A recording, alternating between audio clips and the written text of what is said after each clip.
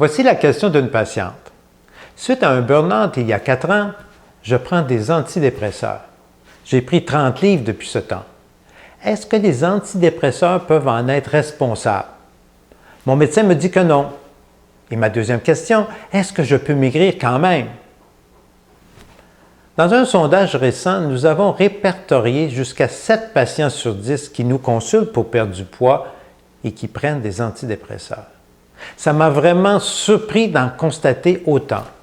Cette explosion de prise d'antidépresseurs est survenue il y a une quinzaine d'années. J'affirme que c'est dû aux pressions de l'industrie pharmaceutique sur les médecins et sur la psychiatrie. De nombreux ouvrages en témoignent, dont le livre de Jean-Claude Saint-Onge, « Sommes-nous tous fous ?» publié aux éditions Éco-Société. Chère patiente, vous en êtes un exemple frappant. D'abord, le traitement du burn-out, qui est un épuisement professionnel, dans la plupart des cas, sauf exception, ne nécessite ni médicaments ni antidépresseurs. Ça nécessite du repos et faire une thérapie pour apprendre à dire non, à faire moins d'heures au travail et à diminuer ses attentes de performance et exigences perfectionnistes.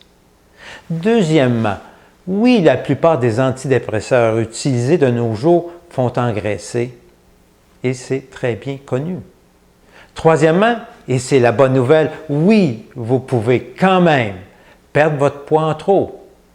Votre perte de poids sera peut-être un peu plus lente, mais avec un bon programme de motivation et de gestion des émotions, vous y arriverez probablement avec un beau sourire. Beaucoup de nos patients décident alors d'arrêter leurs antidépresseurs et y arrivent très bien. Notre questionnaire Poids mental aide à identifier le bon moment où la personne est prête à se sevrer. Sevrage qui doit se faire lentement car les antidépresseurs créent une forte accoutumance chez la plupart des usagers. Vous ferez probablement d'une pierre deux coups. Vous maigrirez et vous n'aurez plus à prendre d'antidépresseurs. Je suis le docteur Maurice Larocque. Bonne motivation.